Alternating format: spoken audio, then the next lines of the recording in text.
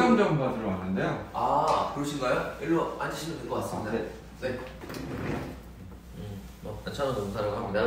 예, 근데 혹시 어떤 일로 좀 오셨을까요? 제가 좀 상담을 받고 싶어서 왔는데, 네네. 이번에 입사를 하면서 네. 근로계약서를 작성을 했는데, 네. 정확히 근로계약서가 맞는 건지 잘 모르겠어가지고 일단 뭐 최저임금이라고 해서 받으려고 왔는데, 네네. 좀 알고 싶어가지고 근로계약서 내용 좀. 그러면 주 5일, 하루 8시간에서 주 40시간 근로 맞으신 거죠? 그러면은 182만 2,480원은 최저임금 준수되고 있다고 보시면 돼요.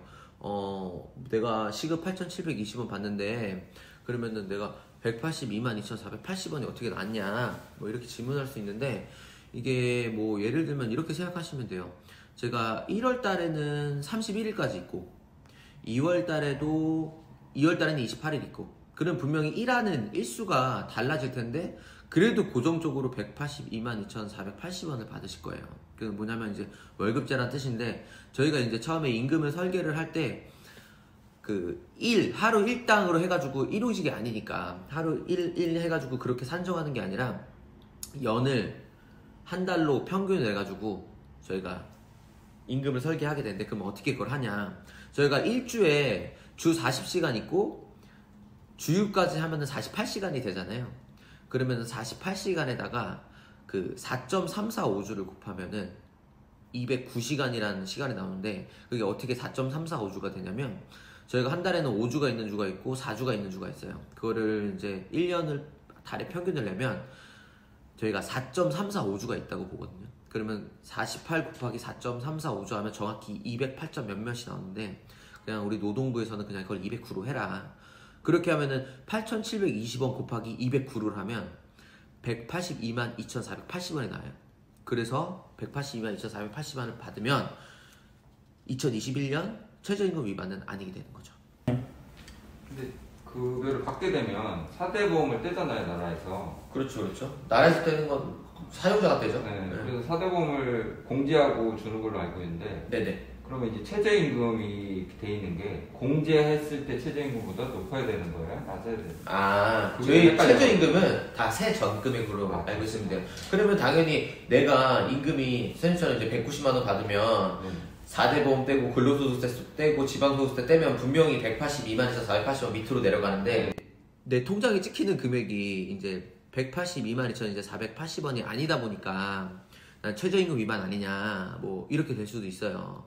근데 이제 저희가 말하는 최저임금 182만 2,480원이란 거는 다 세 전금액으로 보시면 돼요. 그러면 이제 4대 보험 공제하고 뭐 근로소득세 공제하고 지방소득세 공제하면 당연히 이제 내가 딱 182만 2,480원을 받는 근로자인데, 그걸 공제하고 나면 당연히 그거보다 적을 수밖에 없어요. 그래서 저희는 세 전금액으로 최저임금 위반만 아니면 된다라고 보시면 됩니다. 하나 더 궁금한 게 있는데, 네네. 제 친구가 있는데, 네. 그 퇴직금을 DC형으로 가입해준다고 했대요, 회사에서. DC형이요? 네. 근데 그거를 이제 월급에서 공제해서 준다고 하더라고요. 자기 월급에서. 자기 월급에서 그걸 공제를 해요? 네. 그렇게 다달이 조금씩 DC형에 가입한 금액만큼 빼서 저한테 이제 그 친구한테 입금이 된다고 하는데, 이게 맞는 건가요? 그래서 제가 질문을 이제 이해했나 다시 한번 들어오면, 네네. 지금 내가 그 친구분이 190만 원을 받는다. 그런데 그 190만 원 중에 그 DC형으로 적립해야 될 금액 12분의 1을 내 임금에서 공제를 해서 지급한다는 거죠? 네네. 정확히 금액은 모르겠는데 이게 공제가 돼 있더라고요. 그게. 이거는 너무 당황스러운 얘기인데, 저희는 그 퇴직금은 사용자가 주는 거예요. 근로자 내 월급에서 내 임금을 이만큼 떼가지고 마지막에 퇴직할 때 그걸 받는 게 아니라, 사용자가 이 DC형 같은 경우에는 내가 이제 예를 들어 그냥 제가 190만 원, 예를 들어 뭐 120만 원, 예를 들어 그냥 월급 240만 원 예를 들게요. 네네. 그러면은 그거를 12분의 1 하면은 20만 원 정도 되잖아요. 네네. 그러면 그 20만 원을 내 월급 240만 원에서 공제해서 내 240만 원에서 20만 원을 공제해서 지급하는 게 아니라, 240만 원 그대로 240만 원 받으시고 그 나머지 그 240만 원 나누기 12분의 1 그 20만 원을 사용자 본인 돈으로 그 사용자 돈으로 은행에 적립해서 나중에 퇴직할 때 퇴직연금을 받는 거지 내 임금에서 그거를 공제한다는 거는 말이 안 되는 거고 이거는 그냥 임금체불이에요. 그러면 최저임금 위반도 될 수 있고 그냥 아예 그냥 임금체불이 될 수도 있는 거죠. 그래서 이거는 꼭 유의해서 꼭 그래서 임금명세서 같은 걸 꼭 확인하면 좋을 것 같아요.